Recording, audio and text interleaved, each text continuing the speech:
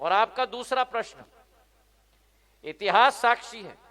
और मुझे तो कभी कभी हंसी आती है जब कांग्रेस मुद्दा उठाती है, और मैंने तो पहले भी कहा है कि मेरा नाम लेते ही शायद कांग्रेस को इसी बात का एहसास होता है कि जो भ्रष्टाचार उन्होंने किया, जो नाइंसाफी उन्होंने मध्य प्रदेश की जनता के साथ की, जो मेरे दादी ने उस समय जो नाइंसाफी और वादा खिलाफी डीपी मिश्रा जी की सरकार ने की थी, उनको अपना जगह बताया था।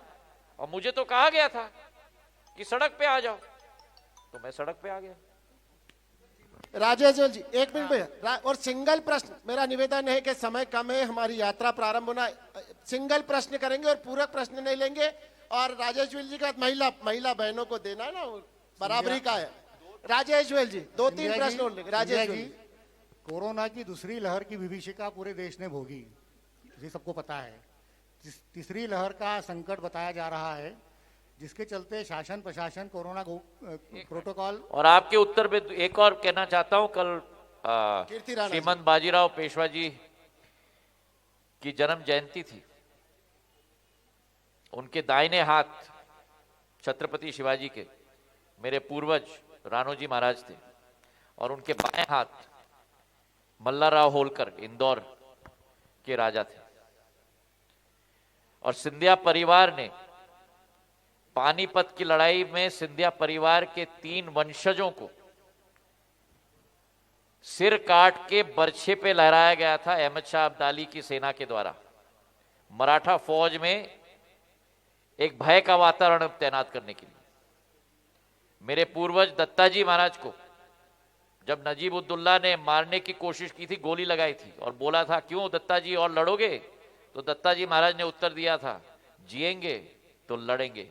ये सिंधिया परिवार का इतिहास है। चलिए राज जी। तो कोरोना की दूसरी लहर की विभीषिका पूरे देश ने भोगी, तीसरी लहर की आशंका सर पर है। शासन प्रशासन कोरोना प्रोटोकॉल की गाइडलाइन जारी करता है। कल शाम शांति समिति की बैठक हुई, जिसमें नेता तमाम जो मंच में बैठे हुए मौजूद थे। उसमें निर्णय लिया गया गणेशोत्सव से लेकर सारे त्यौहार जनता घरों में मनाएं।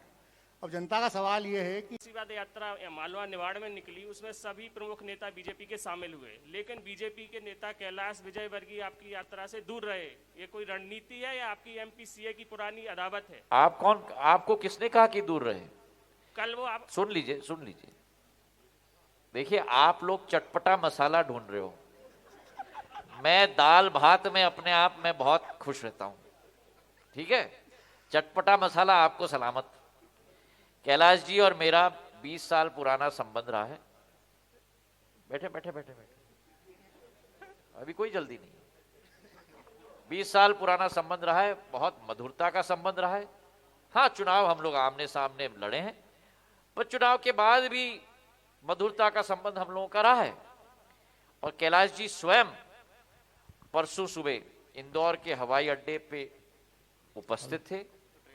आके उन्होंने मुझे फूल का गुलदस्ता दिया, मुझे साधुवाद दिया, मुझे बधाई दी। और उनके चिरंजीव मेरे हर इंदौर के दौरे में मेरे साथ से, तो मुझे आपके द्वारा किया गया इसका मुझे बड़ा आश्चर्य है। आप मुझे 20 साल से जानते हैं, जब आपका वजन इतना नहीं होता था तब से ही आप मुझे जानते हैं। मेरी कभी राजनीतिक अभिलाषा नहीं, ना रही, ना थी, ना आज है, ना कभी है। हाँ, एक आशा अभिलाषा एक जनसेवक होने के नाते जरूर है, और केवल एक है, और वो है जनता के दिल में मैं स्थान पाऊं अपने मेहनत के आधार पर, अपनी काबिलियत के आधार पर, अपने सच्चाई के आधार पर। ये मेरा मकसद जरूर है। बहुत बहुत धन्यवाद। कीर्ति भाई के बाद राजेश जी। कीर्ति भाई के हाथ में माइक पास, उसके बाद राजेश जी इस पंक्ति में। कीर्ति राणा जी इधर। कीर्ति राणा जी प्रजातंत्र से। मेरा आपसे एक प्रश्न है, 2 प्रश्न। एक तो पेगासस मामले में आपका स्पष्ट मत क्या है, जासूसी मामला। दूसरा ये कि जब आप कांग्रेस में होते थे तब बीजेपी आप पे आरोप लगाती थी, जब आप बीजेपी में तो कांग्रेस आरोप लगा रही है कि आजादी आंदोलन में सिंधिया रियासत ने गद्दारी की। इस बारे में आप स्पष्ट बताएं क्या वाकई स्थिति है, क्योंकि इतिहास अपने